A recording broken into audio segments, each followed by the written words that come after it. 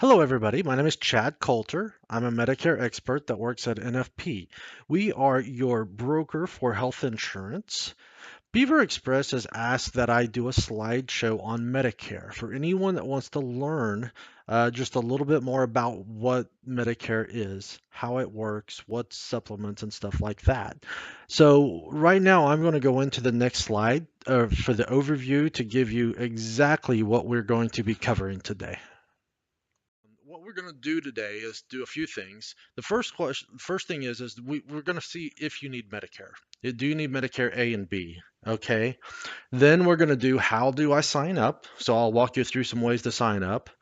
Medicare Basic. So we'll talk just the broad spectrum of Medicare, Part A, Part B. So deductibles, co-insurance, stuff like that. How supplements work with Medicare. And the last two, so we'll talk about prescription drugs. This is the most hot topic for Medicare, as it could be retirees' most expensive cost. And then the last, it's not really next step. It's more of a questions that I get asked, some very unique questions that I get asked. So you might not be thinking about it, but oh yeah, that does affect me, or I'm glad he said that because it really helps me out. Um, so we'll jump into do I need Medicare? So when I get a phone call, the first thing that they usually say is, "Hey, I'm turning 65. Do I need to go get Medicare?" And so this is going to lead me down some questions whenever I talk with people. The first one is as well, are you going to keep working or are you going to retire? And so it's about a mix 50-50. Well, I've done well for myself. I'm going to retire. I'm happy with where I'm at financially and physically. So I want to retire and travel and do this. If that's the case, then you should get Medicare Part A and Part B. So when a person turns 65, they have to have credible coverage. So a group is credible coverage and Medicare is credible coverage. So if you are going to retire and losing that group coverage, then you have to have Medicare Part A and B. Okay. Sometimes they're like, no, no, I'm going to keep working. And it's good. That's good for you. Glad you enjoy what you do.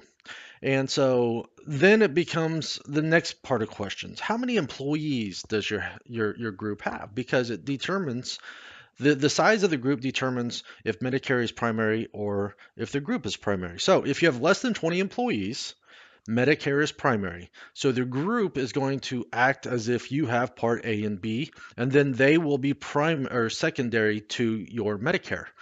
On the flip side, if you have more than 20 employees, and that's you guys, then the employer group stays primary. So everything runs through the employer group. And in this case, most of the people have Part A and then they waive Part B. We'll get into this a little later, but Part A is free and Part B costs money. So that's usually what happens is I'm working, I've got free insurance. I'm gonna wait get my Part A because it's free, and I'm gonna get my Part B later when I retire. And so that would be kind of there. Once we get that, the question is how do I sign up? All right. So there's several ways to do this. The two most common ways is to go to your Social Security office. Mine is 1201 North Kelly Avenue in Oklahoma City, and so I would go down there, take a number, sit in line, and explain my situation. Hey, I'm working with a large group. I need to get A, and I need to waive my Part B, or hey, I'm retiring in April, and I need to get Medicare A and B. They will do everything for you, get you hooked up. Another way is to do it online. You can go to Medicare.gov. This is Medicare's website right here. On the top left, it says sign up, change plans, have a little drop down box that says sign up online. Now, if you're going to take your Social Security, I do not believe you can sign up online. I think you have to go down to the Social Security office.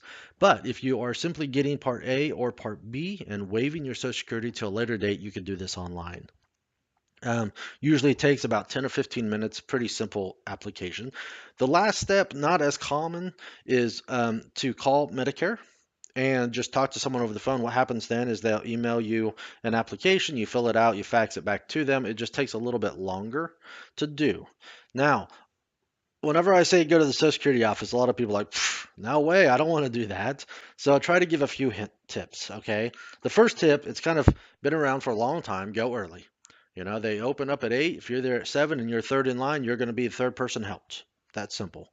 If you get there and you're 30th and they're on number 3, you're going to be 27 people waiting. So that's pretty common knowledge. Everyone does that. Some that isn't as knowledgeable, a lot of times you could go down on a Friday afternoon, especially on a summer when people are skipping town to go to the lake, or just go on holidays or whatever. You can sometimes walk in and not be a line at all. Um, those workers have to see you. So if you get into their office, you know, before they close, they're going to see you. So also those workers are going to work a lot faster to get people in and out so that they can get home. Now, by doing this, I'm not going to say they're working great because there's, faster you work, the more chance there is for mistakes, but they will work faster to get you in and out. All right. So now that we know that you sign up, I don't have a slide for this, but I want to briefly talk about it. Dates that you can sign up. So there's two main times that people sign up. One of them is their initial 65 enrollment period. All right. So 3 months before their 65th birthday, the month of 65th birthday, 3 months after is their initial sign up enrollment period. Go down there, do whatever you need to do. Get Part A, Part B, no questions asked. They just sign you up. It goes to the effective date is the month of your birthday. So if it's April 3rd or April 5th or April 10th, it starts April 1st. Everyone starts on the first of the month of their 65th birthday. The only exception to that is if you are April 1st, a lot of times it will start March 1st because they give you that free month just like everyone else. Um, and so that's your initial period. 3 months before, usually I say 3 months go down early because it takes about a month to get everything settled. That way you have your Medicare A and B well before your birthday. Um, the other enrollment period is when you're retiring. Hey, I'm going to retire in April. So 3 months before April, you could go down there, talk to them, say, hey, I'm retiring. I need my Part A, my Part B, and they'll get that done. Again, earlier is better. Now, there is another enrollment period for those that did not take Medicare when they should have. They didn't have group. This is just education. They did not have group and they did not take Medicare, but they want to sign up. So they can actually go down from January 1st to March 31st to get their Part A and B. Now they'll pay a penalty because they did not have insurance. Okay, whenever they should have. So that then they will get their Part A and B. The effective date, July 1st. Okay. So another quick question. A lot of people say, well, if I don't get A or B when I turn 65, will I pay a penalty? Well, if you have group insurance, no. Remember, Medicare requires you to have group insurance, credible coverage, or Medicare. So as long as you have one of those two, you'll not pay the penalty no matter when you get it. All right. So now you get it. About a month later, you get a card. On the right is the new card. This is an older slide that when we were switching from the old cards to new cards, I want to show both. But on the right is the new card. Basically, your name, a unique identification number, Part A and Part B, and effective dates. That's all it is. And that's all that's on there. Um, this is the card you're going to give every hospital doctor whenever you go see them. Okay? So, Medicare basics. I just want to touch over just a little bit about Medicare basics. I don't want to spend a lot of time on it because there's tons of stuff on Medicare.gov. That's the place to go to. So, Medicare has two parts, Part A and Part B. I'm going to kind of go from left to right here, back and forth. Part A is coverage is hospital only. So this is what you're going to use if you're in the hospital. Part B is doctors and everything else, ambulance rides, surgery centers, emergency rooms when you're in and out, after hours. This is going to be your Part B. Part A, free. As long as you've worked your 40 quarters, which is 10 years, and contributed, you get it free. Now, sometimes I get questions of, well, my wife didn't work. Well, she piggybacks on the husband or the wife who does work. So don't worry about it if your wife or husband didn't contribute. They understand that happens. Part B, cost $134 and up. The up is kind of hard to determine until we kind of get into the weeds of things. The next slide I have will kind of go over that cost. All right. So Medicare's insurance, just like you have right now with your group. All right. So hopefully I say that a couple of times because it's important to people realize Medicare is insurance. A lot of people get Medicare and they, oh, all I got to do is pay my 20% and I'm good to go. Well, it's not entirely true.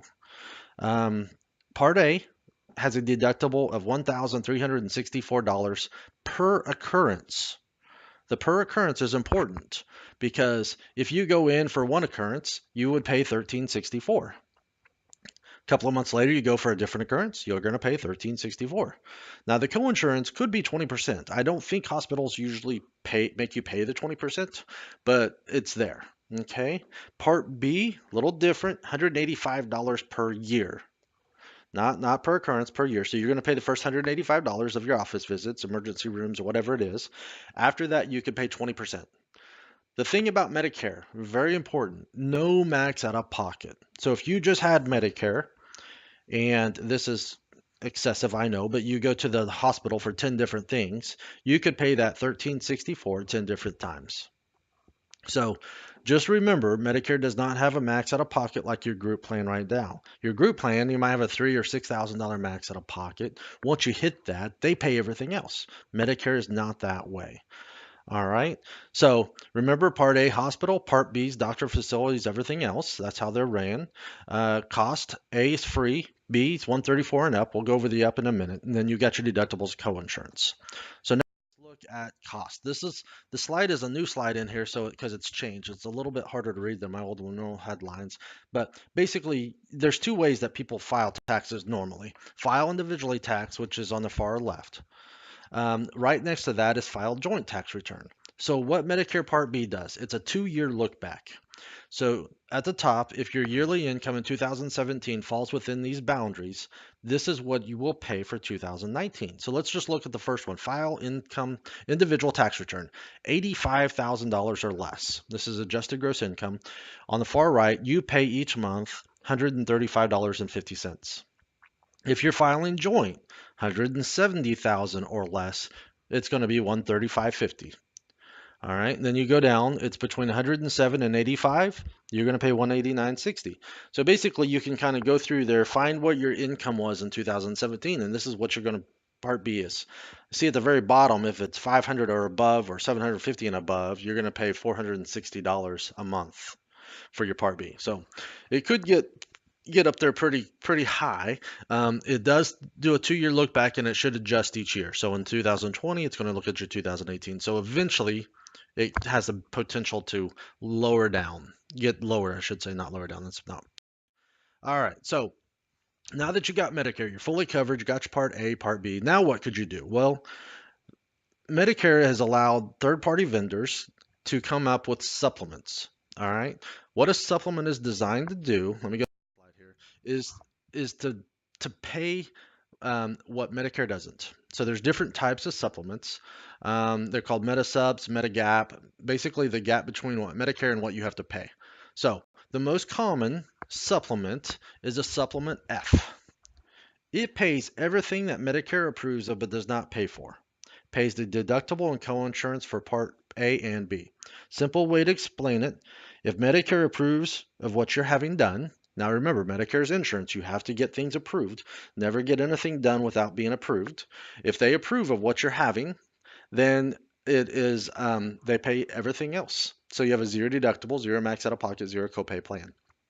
Okay, so here's where I like to give an example of my mother. She went in for a knee surgery. They said, Roberta, Medicare approved of your knee surgery, so they're going to pay their portion. Your supplement F is going to pay everything associated with what Medicare pays. But there's a test that the doctor wants to run that Medicare says is an elective. So because it's elective, they're not going to pay for it. The supplement tied with your Medicare is not going to pay for it. So if you want it done, you would have to pay for it.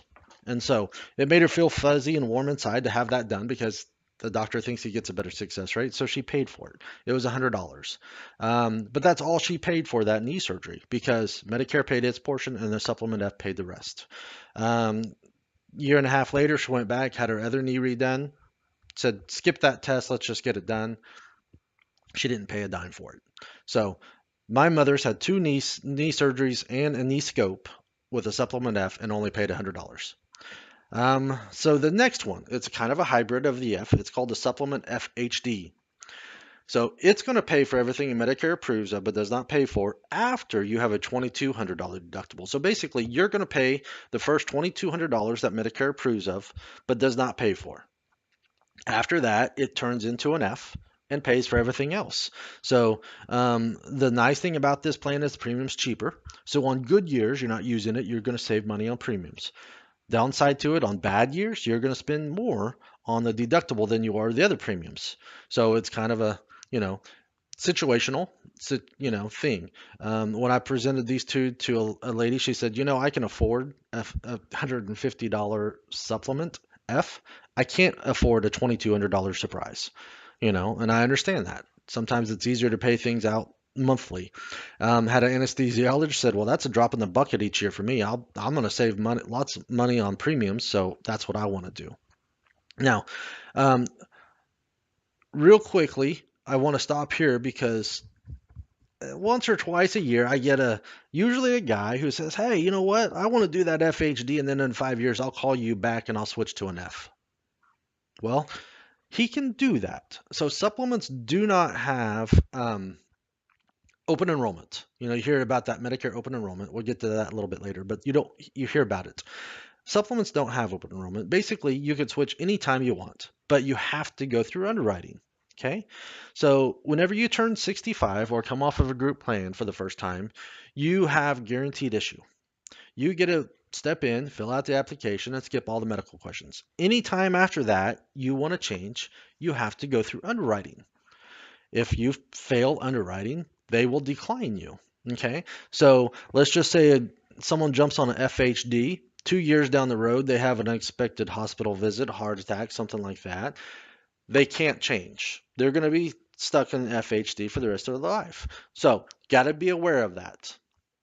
Also, good point to mention, supplements have two types of rate increases. One is age, one is utilization. So every year you're going to get a year older.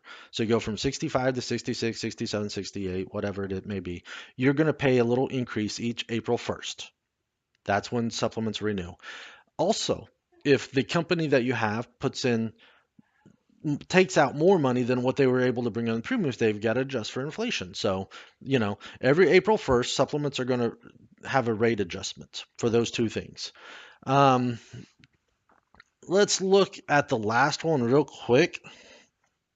Um, it's a supplement G. So in 2020, F is going to go away. It won't be available any longer after 2020. And so they came out with a G. So if you have an F, you get to keep the F for the rest of your life or as long as you want to have it. The G is just like the F. All right.